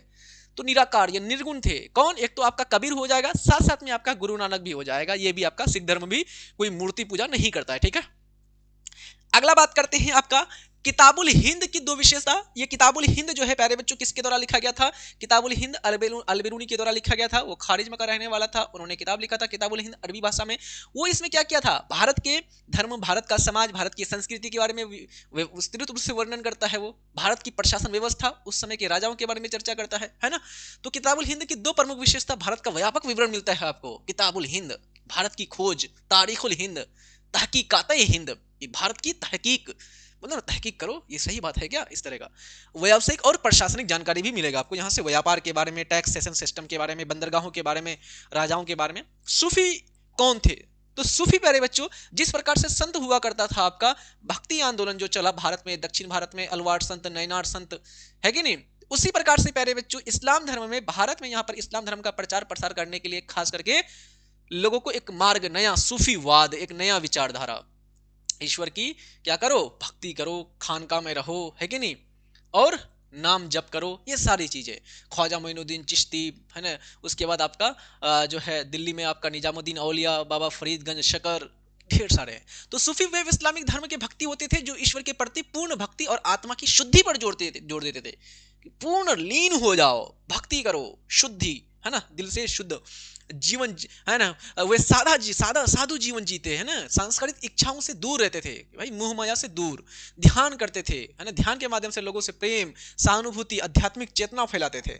विजयनगर साम्राज्य के 4 राजवंश बताइए, हजारों बार क्वेश्चन कराए हुए आपको, सालु वंश, है ना, संगम वंश, सालु वंश, तुलु वंश, अराविडु वंश, 4 ये वंश है आपका। विजयनगर साम्राज्य की राजधानी हम्पी हुआ करता था। इसकी स्थापना 1336 में हरिहर और बुक्का ने किया था। इसका सबसे शक्तिशाली शासक कृष्णदेवराय हुआ करता था। हम्पी की खोज 1900, हम्पी को विश्व धरोहर इसमें शामिल किया गया था 1986 में, है ना, तो ये आपको याद होना चाहिए भाई। मुगल कालीन ग्रामीण समाज एवं अर्थव्यवस्था की जानकारी के 2 महत्वपूर्ण स्रोत, कि भाई अगर आपको मुगल कालीन समाज के बारे में जानना है, उसकी अर्थव्यवस्था कैसी थी, कितना मजबूत था, इसके बारे में जानना है तो अबुल फजल की किताब पढ़ लीजिए, आईने अकबरी, अकबरनामा का तीसरा हिस्सा पढ़ लीजिए, आईने अकबरी। दूसरा प्यारे बच्चों दस्तूरुल अमल, ये दस्तूरुल अमल क्या हुआ करता था कि भाई उस समय जो प्रांत हुआ करता था, खास करके जो आपका जैसे वर्तमान में जिला होता है ना, डिस्ट्रिक्ट, और डिस्ट्रिक्ट में डीएम काम करता है, डीएम के पास जिला का सारा रिपोर्ट होता है, तो ये सारा रिपोर्ट उस समय भी हुआ करता था, है ना, सूबेदारों के पास, जागीरदारों के पास, तो वो रिपोर्ट उठा के देख लीजिए, ये आपका 2 तरह से आपको मिल जाएगा समाज के बारे में, अर्थव्यवस्था के बारे में। मुगल कालीन भू राजस्व प्रणाली में जमा क्या होता था और हासिल क्या हुआ करता था, तो जमा और हासिल, जमा का मतलब होता था प्यारे बच्चों कि मुगल शासक ने यह निश्चित किया कि भाई इस साल इतना राजस्व लेना है किसानों से, तो ये निर्धारित किया जाता था। लेकिन वास्तव में पता चला कि बाढ़ आ गया, सूखा पड़ गया, बारिश हुआ ही नहीं, फसल नष्ट हो गया, तो दर को कम करना पड़ता था, या उत्पादन ज्यादा हो गया था तो टैक्स को बढ़ाना पड़ता था, तो ये आपका होता था। तो ये जो जमा होता था ये काल्पनिक होता था, और ये जो आपका हासिल होता था ये वास्तविक होता था। ये जमा राज्य द्वारा निर्धारित मांग की गई राशि आकी गई, कि आका जाता था कि इतना होना चाहिए इस साल, लेकिन ये वास्तविक रूप से वास्तव में वसूल की गई टैक्स, कि वास्तव में कितना लगान प्राप्त हुआ। दूसरा, ये सरकारी आकलन था, ये क्या था, एक आइडिया लगाया जाता था कि भाई सरकार बजट बनाते हैं, क्या बोलता है इस बार इतना राजस्व हमको मिलने का चांस है, पता चला कोरोना वायरस आ गया तो राजस्व घट गया, कमाई घट गया। आ रही बात समझ में, ये कैसा होता था, वास्तविक। पिछले 10 साल इसका निर्धारण कैसे करते थे कि पिछला 10 साल का वो ट्रैक, पिछला 10 साल का औसत निकालता था कि पिछले 10 साल में इस प्रकार से लगान मिला है। तो दहसाला प्रणाली आपको पढ़ा है, टोडरमल का दहसाला प्रणाली, है ना, टोडरमल जो वित्त मंत्री था, है ना, दीवान। तो यहाँ पर ये 10 साल के आधार पर, जबकि यहाँ पर क्या कि भाई मौसम हो गया, फसल हो गया, किसानों की स्थिति हो गई, विद्रोह हो गई, इन सबको ध्यान में रखकर के वसूली किया जाता था। तो जमा और हासिल में क्या अंतर है कि जमा ये काल्पनिक हुआ करता था, ये पिछले 10 साल के अनुमान के आधार पर ये तय किया जाता कि भाई इतना इस साल प्राप्त होना चाहिए, लेकिन वास्तविक में जो प्राप्त होता था वो होता था आपका हासिल। नहीं बोलते कितना हासिल हुआ, हासिल मतलब प्राप्त होना। आगे बात करते हैं अकबर के काल में दस्तूर क्या हुआ करता था। भाई कल ही तो पढ़ा है आपका क्रैश कोर्स में, आप लोग क्रैश कोर्स का तीसरा क्लास देख लीजिएगा, सब्जेक्टिव क्वेश्चन का कराए थे आपको। अकबर के काल में दस्तूर क्या हुआ था, दस्तूर एक प्रणाली होता था जिसके माध्यम से वो लगान को वसूल करने की एक तरह से व्यवस्था करते थे कि भाई लगान कितना लेना है, 1/3 लेना है, 1/7 लेना है, 1/10 लेना है, कितना लेना है, बंजर जमीन से कितना लेना है, जो जमीन बहुत ज्यादा उपजाऊ वाला है, पोलज जमीन, उस जमीन से कितना टैक्स लेना है, जो जमीन मध्यम आकार का है, बहुत ज्यादा न तो बहुत ज्यादा उपजाऊ, न तो बहुत कम उपजाऊ, एकदम मध्य साइज का है, उससे कितना लेना है। तो ये सारा निर्धारित करते थे किसके माध्यम से, दस्तूर के माध्यम से, है ना, इसके माध्यम से तय करते थे कि भाई लगान कितना होगा। अस्थायी या नियमित प्रमाणिक दर था ये, है ना, इससे किसानों से कितना लगान लिया जाएगा ये इस चीज का निर्धारण किया जाता था, इसके माध्यम से ये निश्चित किया जाता था। प्रत्येक क्षेत्र और फसल के हिसाब से दस्तूर की अलग अलग दरें होती थी कि भाई कोई जमीन अगर बहुत ज्यादा उपजाऊ वाला है तो उसका ज्यादा टैक्स लेंगे, जो कम उपजाऊ वाला है उससे कम टैक्स लेंगे। शाहजहां के काल में निर्मित 2 महत्वपूर्ण भवनों के नाम, इस शाहजहां के काल में 2 महत्वपूर्ण, भाई शाहजहां के काल में बिल्डिंग, बड़े बड़े स्मारकों का निर्माण, क्या कहते हैं शाहजहां के काल को, स्थापत्य कला का चरमोत्कर्ष। जामा मस्जिद उठा लीजिए, लाल किला देख लीजिए, उसके बाद इधर आपका आगरा, आगरा का किला देख लीजिए, क्या बोलते हैं ये आपका ताजमहल देख लीजिए, बड़े बड़े बनाए गए, किसके काल में? ये शाहजहां के काल में। तो ले लीजिए आप कोई भी दो एग्जांपल आप। टोडरमल कौन था बताइए भाई, ये सारा क्वेश्चन आपको कराए हुए भाई। आप जो बच्चे क्रैश कोर्स में जुड़े हुए हैं सच सच बताना, अगर याद किए हो तो, और याद नहीं किए हो भाई तो आपका कल्याण हो जाएगा। और हम याद कराने के लिए, सब्जेक्टिव क्वेश्चन याद कराने के लिए क्या करते हैं, आप लोग को बोलते हैं कि भाई वीडियो कॉल करो, है ना। हमको विश्वास नहीं होता है आप लोग पर, है ना, कि भाई चोर डकैत कॉल लगा देंगे, ऑडियो कॉल। अब देख करके बता रहे हो कि कैसे बता रहे हो, तो सीधा वीडियो कॉल, चलो धराधर क्वेश्चन पूछते हैं हम सामने से और बच्चा आगे से आंसर करता है। ये भी सुविधा है आपके क्रैश कोर्स में, उम्मीद क्लासेस में। बहुत सारे बच्चे कॉल करते हैं अपना आंसर प्रॉपर, ठीक है। तो टोडरमल कौन था? अकबर का मंत्री था। कौन मंत्री था? वित्त मंत्री था। ये राजस्व विभाग को संभाला हुआ था। इन्होंने दहसाला प्रणाली को शुरू किया था। ये टोडरमल शेरशाह सूरी के दरबार में भी रहता था। शेरशाह सूरी का मृत्यु 1545 को हो गया, तो बाद में ये अकबर के पास आ गया था, ठीक है। पढ़ा दिए भाई।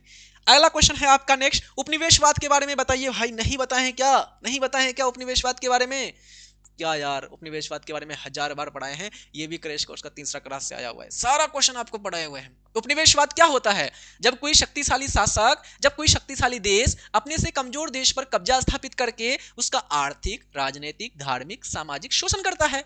कि भाई जो ब्रिटेन है ये शक्तिशाली देश था, इन्होंने भारत जैसे कमजोर देश पर कब्जा स्थापित कर दिया, और कब्जा स्थापित करके क्या किया? भारत का राजनीतिक रूप से शोषण किया, आर्थिक रूप से शोषण किया, धार्मिक रूप से शोषण किया, भारत को कंगाल बना डाला, भारत के लोगों को जबरदस्ती ईसाई बनाने का प्रयास किया, भारत के सारे पैसा को ब्रिटेन लेके चला गया। यही तो क्या था, यही तो कहलाता है उपनिवेशवाद। अगला है आपका चोल इमारतों को समझाइए भाई। जो चोल, चेर, पांडे दक्षिण भारत में हुआ करते थे, उनके द्वारा बनाए गए बिल्डिंग्स, उनके द्वारा बनाए गए मंदिर, खास करके चोल के द्वारा बड़े विशालतम बड़े बड़े मंदिर बनाए जाते थे। गंगई चोंड, गंगई कोंड चोलपुरम, है ना। उसके बाद आप देख लीजिए कौन सा मंदिर, बृहदेश्वर का मंदिर देख लीजिए, गंगई कोंड चोलपुरम, ये मंदिर देख लीजिए, बड़े विशालतम भव्य मंदिर है चोल के, खास करके चोल का शासन काल में, है ना। तो यहाँ पर आपको सुंदर मूर्तिकला भी देखने को मिलेगा, नक्काशी देखने को मिलेगा, मंदिरों में संगीत, और संगीत के साथ साथ नृत्य कक्ष भी हुआ करता था, है ना। नृत्य, ये खास करके कांसे की मूर्तियां, है ना, इस प्रकार से। कई बार ये सब क्या रहता है, न्यूज में भी रहता है। महलबाड़ी बंदोबस्त बताइए, कितना हलवा क्वेश्चन आया हुआ है। महलबाड़ी बंदोबस्त, अस्थायी बंदोबस्त, रैयतबाड़ी बंदोबस्त, जमींदारी व्यवस्था, स्तम्भराड़ी व्यवस्था, ये सब कुछ हमने पढ़ाया हुआ है आपको। अस्थाई बंदोबस्त को ही जमींदारी व्यवस्था को कहते हैं, उसी को स्तम्भराड़ी बंदोबस्त भी कहते हैं। अस्थाई बंदोबस्त 1793 बंगाल में, बिहार में, उड़ीसा में लॉर्ड कॉर्नवालिस के द्वारा लागू किया गया था। रैयतबाड़ी बंदोबस्त को मुनरो के द्वारा और किसके द्वारा, कैप्टन रीड के द्वारा दक्षिण भारत में सन 1820 में मद्रास, 1825 में मुंबई में लागू किया गया। और ये महालबाड़ी बंदोबस्त, महाल का मतलब होता है गांव, गांव के किसानों को जमीन का मालिक बना दिया गया। और ये लागू किया गया था पंजाब में, उत्तर प्रदेश में, हरियाणा में, मध्य प्रदेश में। और ये लागू करने वाला व्यक्ति कौन था? हॉल्ट मैकेंजी नाम का व्यक्ति था। कौन था? Holt Mackenzie. कब लागू किया गया था? 1822 में। कहां लागू किया था? उत्तर प्रदेश, मध्य प्रदेश, ये सब क्षेत्र में। क्या करने के लिए लागू किया गया था? जमीनों से राजस्व लेने के लिए, लगान लेने के लिए, टैक्स लेने के लिए। सहायक संधि क्या हुआ करता था? सहायक संधि की शुरुआत किसने किया था? लॉर्ड वेलेजली के द्वारा शुरू किया गया था, वेलेजली, है ना, सहायक संधि की। और सहायक संधि के तहत जो ब्रिटिश होता था, ब्रिटिश सम्राट होता था, ब्रिटिश गवर्नर जनरल होता था, वो भारत के राजाओं के पास जाते थे, उसको मनाते थे कि भाई आप हमारी सेना को रख लीजिए, ये सेना आपकी रक्षा करेगा, आपकी लड़ाई में साथ देगा, बस ये काम कीजिएगा कि आप इसको वेतन दे दीजिएगा। इसके तहत बंगाल का क्या बोलते हैं, अवध का नवाब सुजाउद्दौला हो गया। उसके बाद आपका हैदराबाद का निजाम हो गया, है ना। उसके बाद मैसूर का हैदर अली टीपू सुल्तान हो गया। इन सब ने इस नीति के तहत अपना अपना राज्य का, है ना, राज्य में जो सेना है वो अंग्रेजों का रखा हुआ था। सहायक संधि खतरनाक संधि था, बाद में हड़प लेता था राज्य को, है कि नहीं। एक हड़प नीति है, वो आपका लॉर्ड डलहौजी के द्वारा चलाया गया था। 1857 के विद्रोह के सैनिक कारण क्या थे? 1857 में सैनिक लोग बहुत परेशान थे। एक तो आपका तत्कालिक कारण था कि चर्बी वाला कारतूस बंदूक में गाय और सुअर की चर्बी को मिला दिया गया था। दूसरा सैनिक कारण क्या था कि सैनिक लोग असंतुष्ट थे, सैनिकों को पकड़ के जेल में डाल दिया गया था। भारतीय सैनिकों के साथ क्या किया जाता था? भेदभाव किया जाता था। अगर सैनिक भारत का है तो उसको निम्न वाला पोस्ट दो, अगर अंग्रेज सैनिक अधिकारी है तो उसको ज्यादा बड़ा वाला पोस्ट दो। इसको वेतन भी कम, काम के घंटे भी ज्यादा, खाना भी कम, रहने सहने की सुविधा नहीं। तो ये सारा समस्या था इनका। इसलिए तो अंग्रेज 1857 में सबसे ज्यादा बड़ा भूमिका निभाएगा यही लोग, शुरू यही करेगा, है कि नहीं। 4 उदारवादी नेता बताइए, 4 उदारवादी नेता। और आपको ऑब्जेक्टिव में पूछा हुआ चरमपंथी नेता। चरमपंथी मतलब गरम दल का नेता। लाल बालपाल, लाला लाजपत राय, बाल गंगाधर तिलक, है ना। उसके बाद बिपिन चंद्र पाल, ये लोग क्या थे? गरम दल के थे। आपको पूछा नरम दल का, यानी उदारवादी नेता यानी कि नरम दल। तो नरम दल नेता में आपका गोपीनाथ ब्रू हो जाएगा, राजगोपालाचारी, आनंदराम मोहन, पंडित मदन मोहन मालवीय। आगे बात करते हैं आपका चितरंजन दास ले लीजिए, है ना, नॉर्मल रूप से ये लोग। क्रिप्स मिशन के 2 सदस्यों के नाम भाई आपको कराए हुए, भाई ये क्वेश्चंस, ये सारा का सारा क्वेश्चन आपको कराए हुए। अब देखिए हिस्ट्री 15 चैप्टर है, बड़े बड़े चैप्टर है, एक चैप्टर से कम 30 40 क्वेश्चन निकलता है। अब उसको निकाल करके छांट करके मलाई वाला क्वेश्चन निकाल करके कराना, और वो सारा क्वेश्चन आपको यहाँ पर दिख रहा है, तो भाई बहुत मजेदार वाली चीज है ना। इसलिए आप लोग को बोल रहे हैं कि जो नहीं जुड़िए है जल्दी जुड़ जाइएगा, कल्याण हो जाएगा, नहीं तो आपका, है कि नहीं। क्रिप्स मिशन के 2 सदस्य का नाम स्टीफन क्रिप्स, इसका अध्यक्ष बनाया गया था। दूसरा क्या हो जाएगा, क्या बोलते हैं, एवी अलेक्जेंडर था। आगे बात करते हैं मुस्लिम लीग द्वारा मुक्ति दिवस क्यों मनाया गया। मुक्ति दिवस के रूप में मनाया गया था मुस्लिम लीग के द्वारा, है ना। प्रस्ताव रखा था कि भाई हमें क्या चाहिए, अब हम यहाँ हमको क्या चाहिए, अलग राष्ट्र चाहिए अपने हित के लिए, हमें पूरा मुसलमान के लिए हमें क्या कीजिए, हमें एक अलग स्वतंत्रता की मांग, है ना। मुस्लिम लीग ने मुक्ति दिवस इसलिए मनाया कि ब्रिटिश शासन ने स्वतंत्रता की मांग को जनता के सामने जोर देकर रखा जा सके और लोगों में राजनीतिक जागरूकता और संघर्ष की भावना उत्पन्न हो, कि भाई मुस्लिम लोग जो जागरूक हो सके कि जब अब आज़ाद होंगे तो हमारा राष्ट्र अलग से अलग बने, पाकिस्तान का निर्माण हो। यह दिन मुस्लिम लोगों के लिए स्वतंत्रता और अधिकारों की लड़ाई का प्रतीक बन गया। आगे बात करते हैं भारत के विभाजन की प्रेरित करने वाले 2 कारण, कि भाई भारत का विभाजन क्यों हुआ, इसका 2 कारण क्या हो सकता है। एक तो ये हो सकता है कि भाई जो भेदभाव था, सांप्रदायिक मतभेद, अंग्रेज के द्वारा बांटो और राज करो की नीति, डिवाइड एंड रूल, बंगाल का विभाजन इसी आधार पर किया गया था, मुसलमानों को बांटो और मुसलमान हिंदू को लड़ाओ और क्या करो, राज करो।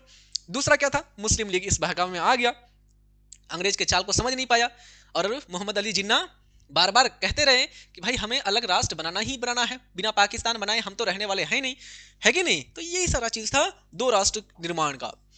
पढ़ लीजिएगा। भारतीय संविधान की 2 विशेषता बताइए भाई, नहीं कराए क्वेश्चन, बिल्कुल कराए। भारतीय संविधान की 2 विशेषता नहीं, हम 4 विशेषता कराए हैं, और हम आपको कहे थे कि 4 हम करा देते हैं, हो सकता है 2 आ जाए, 3 आ जाए, 4 आ जाए, तो 2 आया हुआ है। भारतीय संविधान विश्व का सबसे बड़ा संविधान, सबसे बड़ा लिखित संविधान। भारत में संसदीय प्रणाली, पार्लियामेंट होती है, एक आपका लोकसभा, एक राज्यसभा, एक राष्ट्रपति, 3 आपका अंग होता है उसका। भारत में मौलिक अधिकार दिया गया है हमारे संविधान में लोगों को, है कि नहीं। 6 मौलिक अधिकार, समानता का अधिकार, स्वतंत्रता का अधिकार, धार्मिक स्वतंत्रता का अधिकार, शोषण के विरुद्ध अधिकार, अपनी संस्कृति को संरक्षण करने का अधिकार, अगर कोई आपके साथ हनन कर रहा है तो आप सीधा सुप्रीम कोर्ट चलिए, उसको बोलते हैं संवैधानिक उपचारों का अधिकार। ये सारे अधिकार दिए गए, है कि नहीं। मौलिक कर्तव्य दिए गए हैं, सारी चीजें आपको दिया गया। तो लिखित और सबसे विस्तृत संविधान है संघात्मक ढांचा। संघात्मक ढांचा का मतलब कि केंद्र राज करता है, केंद्र से आगे राज्य, है ना, अलग अलग राज्य, है ना, और फिर आपका राज्य से आगे आपका नगर निकाय, पंचायत, ये सारी चीजें त्रिस्तरीय, है ना। तो ये आपका भारत कैसा संघात्मक व्यवस्था है, भारत राज्यों का संघ है। आर्टिकल 1 उठा के देख लीजिएगा। अब बात करते हैं लॉन्ग प्रश्न के बारे में, दीर्घ उत्तरीय प्रश्न। तो ये बात है कि भाई अभी हम सब क्रैश कोर्स में दीर्घ उत्तरीय प्रश्न अभी हम नहीं कराए हैं, केवल और केवल शॉर्ट क्वेश्चन ही कराए हैं, क्योंकि आपको पता है प्यारे बच्चों, अभी प्रॉपर तरीके से हमारी टोटल क्रैश कोर्स में क्लासेस कितनी हुई है, 5 क्लासेस हुई है।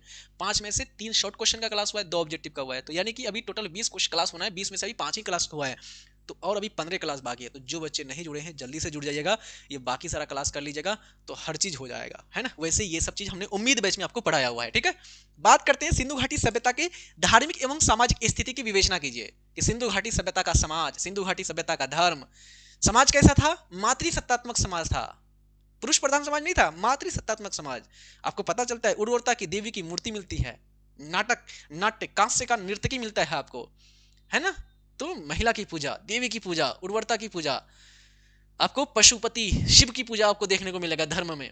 समाज में महिलाओं की स्थिति बहुत बेहतरीन, मातृसत्तात्मक समाज, है ना। ये सारा चीज आपको पढ़ाए हुए हैं। तो सामाजिक जीवन कैसा था हड़प्पा सभ्यता का, तो हड़प्पा सभ्यता का सामाजिक जीवन बहुत अच्छा था, लोग आपस में मिलजुल करके रहते थे, उनके घरों में ताला लगाने की जरूरत नहीं होती थी, कालम, ये सारा चीज था। आर्थिक जीवन में बात करें तो खेती करते थे, व्यापार करते थे, कृषि उत्पादन करते थे। धार्मिक जीवन में बात करें अगर, तो ये उर्वरता की देवी की पूजा करते थे, साथ साथ में ये क्या करते थे, भगवान शिव, पशुपतिनाथ शिव की पूजा करते थे, है ना, ये सारा चीज। महात्मा बुद्ध की जीवनी एवं उपदेश बताइए, उम्मीद बैच में पढ़ाया क्वेश्चन है आपका। महात्मा बुद्ध की जीवनी के बारे में आपको बताना है, उसका उपदेश क्या है। तो महात्मा बुद्ध जो है, इनका जन्म कब हुआ था, 563 ईसा पूर्व के हुआ था। इसको नेपाल में पड़ता है आपका लुम्बिनी, वहीं पर हुआ था आपका, है कि नहीं। लुम्बिनी के कपिल वस्तु लुम्बिनी में आपका इनका जन्म हुआ था। इनका जन्म शाक्य कुल में हुआ था। इसके पिताजी का नाम शुद्धोधन था, इसके माताजी का नाम महामाया था, ये इसके बचपन का नाम क्या था, सिद्धार्थ था।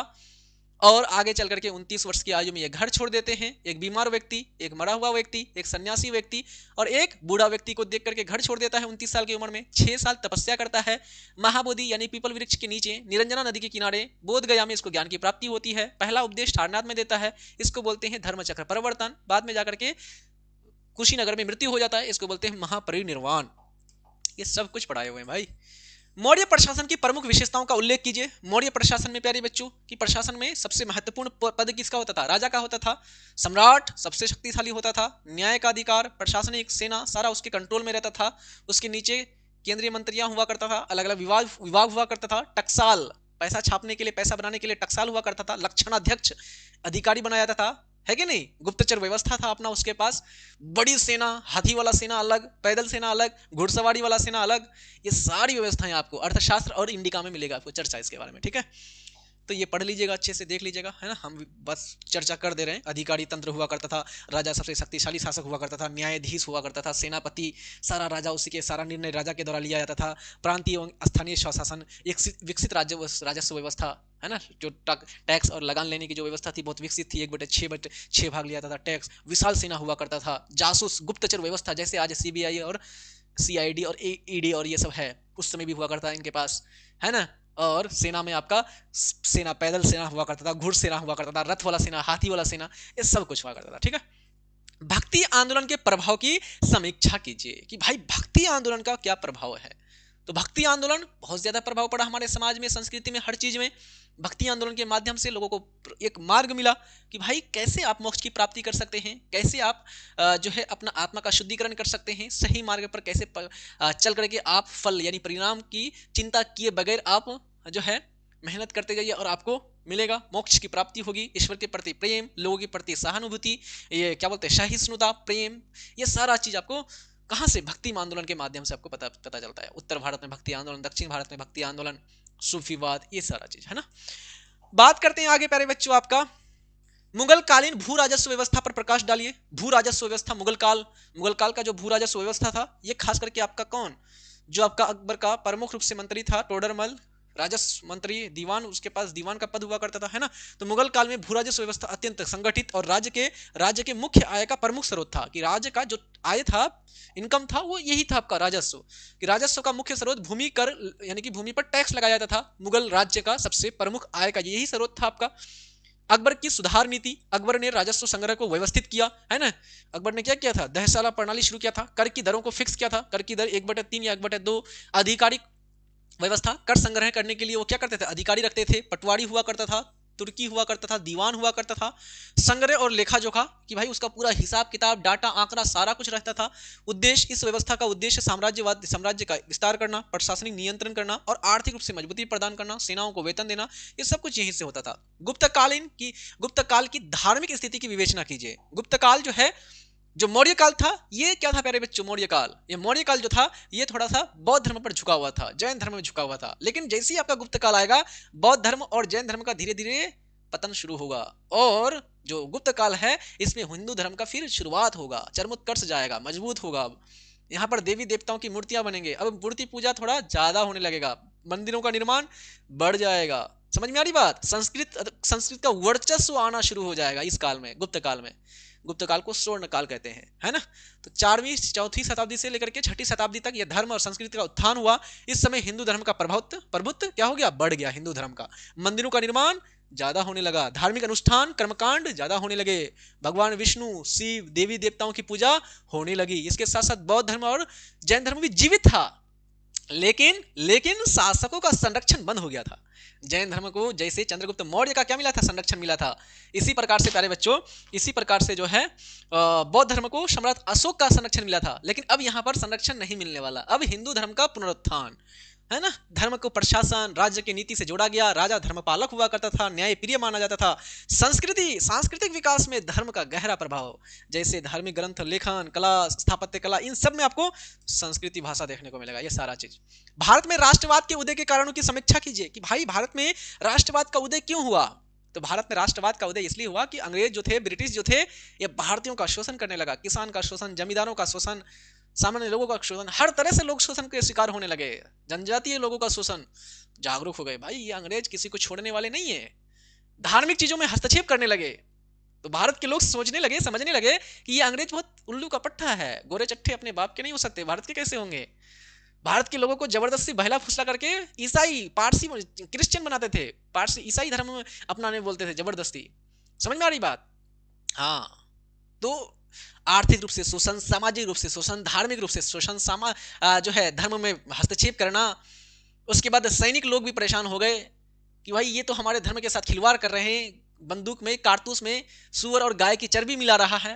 ये सारा चीज प्यारे बच्चों आपका क्या बनता है, भारत में राष्ट्रवाद के उदय का कारण बनना शुरू हो जाता है ना। तो पहला ब्रिटिश शासन की शोषण नीतियां जैसे जैसे लॉर्ड डलहौजी के द्वारा चलाई गई हड़प नीति, जैसे लॉर्ड वेलेजली के द्वारा चलाया गया कौन सी सहायक नीति, है कि नहीं, जनरल ओ डायर के द्वारा गोलियां बरसा दी गई, ढेर सारे शोषण नीतियां, रॉलेट एक्ट लाया गया, काला कानून बनाया गया, ये सब। दूसरा अंग्रेजी शिक्षा और राजनीतिक जागरूकता कि भाई इंग्लिश, अंग्रेज जो भारत आए, भारत में अंग्रेजी शिक्षा की शुरुआत करने लगे, तो भारत के लोग अंग्रेजी जानने लगे। जब भारत के लोग अंग्रेजी पढ़ने लगे तो भाई जब किसी के साथ रहिएगा, उसका भाषा सीख लीजिएगा, उसका सब कुछ सीख लीजिएगा, तो उसके साथ आप क्या कर सकते हैं, सामना कर सकते हैं, लड़ाई कर सकते हैं, है कि नहीं, बिल्कुल कर सकते हैं। तो अब लोग अंग्रेजी शिक्षा, अंग्रेजी भाषा सब कुछ जानने लगे, तो इसलिए अब वहां पर अंग्रेजों की खिलाफ आवाज उठाने के लिए बढ़ चढ़ के हिस्सा लेने लगे। विदेशी विचारों का प्रभाव कि भाई विदेश, वहां पर फ्रांसीसी क्रांति, रूसी क्रांति, अमेरिका में क्रांति, ये सारे क्रांति से भारतीय लोग भी प्रभावित हुए कि भाई हमें भी स्वतंत्रता चाहिए, हमें भी मताधिकार चाहिए, हमें भी अपना अधिकार चाहिए।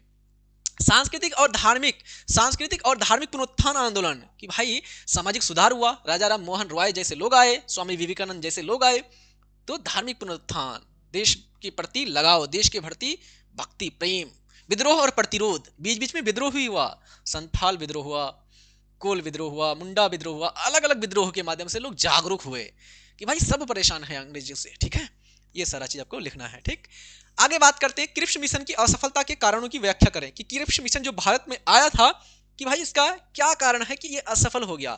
क्रिप्स मिशन भारत में कब आता है, 1942 के आसपास आता है, जब सेकेंड वर्ल्ड वॉर शुरू हो जाती है।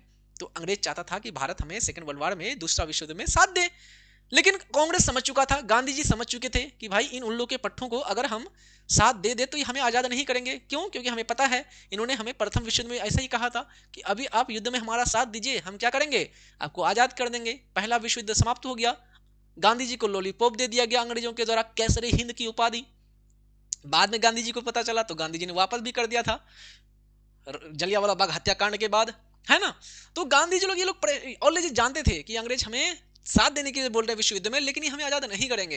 अंग्रेजों का भारत में अंग्रेज विश्वास ही नहीं बना पा रहे थे भारत के लोगों के प्रति, भारत के लोग विश्वास ही नहीं कर रहे कि ये हमें आजाद करेंगे, जो 200 साल से जबरदस्ती हमारा शोषण कर रहे हैं, है ना। तो ये आपका विश्वास की कमी कि भाई भारत के लोग, कांग्रेस, गांधी जी, ये लोग विश्वास, गांधी जी कह रहे थे कि क्रिप्स मिशन ने कहा कि भाई आप ये काम कीजिए, आप हमें संविधान का प्रारूप तैयार करके दे दीजिए, ड्राफ्ट तैयार करके दे दीजिए, आप अपना प्रॉपर तरीके से सब कुछ कर लीजिए, आपको आज़ाद कर देंगे इतना इतना इसको सेकेंड वर्ल्ड वॉर के बाद। तो गांधी जी ने कहा ये एक खराब चेक है, ये एक ऐसा चेक है जिसका बैंक दिवालिया हो गया है, डूब गया है, पैसा ही नहीं है भुनाने के लिए, तो चेक भुनेगा कैसे।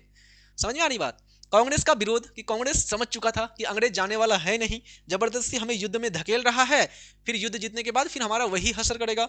मुस्लिम लीग की अलग राष्ट्र की मांग, ये मुस्लिम लीग जो है इसके कारण और नहीं बन पाया सहमति कि भाई जब ये आते हैं क्रिप्स मिशन तो बात करते हैं संविधान तैयार की, तो भाई ये कह रहे हैं कि भाई पहले मेरा हिसाब करो, हमको पहले अलग राष्ट्र के रूप में पहले घोषणा करो, तब जाके बनाना जो करना है। समय की कमी और अस्पष्टता कि भाई युद्ध चल रहा था, तो मिशन ने जल्दी निर्णय लेने का दबाव डाला था। क्यों? क्योंकि प्यारे बच्चों ये जो मिशन आया था क्रिप्स मिशन, बस इसके ऊपर यही अमेरिका ने दबाव डाला था। अमेरिका जो है ब्रिटेन पर दबाव डाला कि आप भारत को शामिल करो। ब्रिटेन ने भारत के जो वायसराय है इस पर प्रेशर डाला कि आप जल्दी से क्या करो, कुछ करो, और कुछ करके भारत के सेनाओं को, भारत के लोगों को, कांग्रेस को बोलो वो समर्थन दे भारत ब्रिटेन को दूसरा विश्व युद्ध में। तो कांग्रेस समझ चुका था कि भाई इसके पल्ले नहीं पड़ने वाले, ठीक है, तो जल्दी जल्दी निर्णय लेने लगा जिसके दबाव में, जिससे समझौता करना मुश्किल हो गया। तो ये सारा क्वेश्चन आपका था प्यारे बच्चों, हम आपको समझाते हुए ये सारे क्वेश्चन आपको हमने बता दिए। इस प्रकार से प्यारे बच्चों ये आपका होता है सब्जेक्टिव क्वेश्चन पूरा का पूरा। उम्मीद करते हैं चीज़ें समझ में आए होंगे। जो बच्चे अभी तक जुड़े हुए नहीं हैं क्रैश कोर्स में, तो जल्दी से ज्वाइन हो जाइएगा क्रैश कोर्स में प्यारे बच्चों। हजारों बच्चे हर साल पढ़ते हैं और पढ़ करके यहाँ से टॉपर बनते हैं। अब मौका आपके पास है, अब मौका आपके हाथ में, आपको क्या करना है ये बताइए, ठीक है। और फी आपका बहुत मिनिमम है, मात्र 299 रुपया। इतना मिनिमम फी आपको कहीं पर नहीं मिलने वाला है, ठीक है। तो ज्वाइन करने के लिए प्ले स्टोर से उम्मीद क्लासेस एप्लीकेशन को डाउनलोड कर लीजिएगा और डाउनलोड करके प्यारे बच्चों आप लोग क्रैश कोर्स को ज्वाइन कर लीजिएगा। कोई दिक्कत आया आपको तो 75 43 044 368 इस नंबर पर आप लोग कॉल या मैसेज कर लीजिएगा। इसको सेव कर लीजिए, स्क्रीनशॉट ले लीजिए। अब आपके पास ज़्यादा समय नहीं है, एग्जाम बहुत ज़्यादा पास है, इसलिए समय को गंवाना नहीं है। पढ़ते रहिए अच्छी तरह से, हंसते रहिए, मुस्कुराते रहिए। तब तक के लिए जय हिंद, धन्यवाद, bye, take care and I love you all.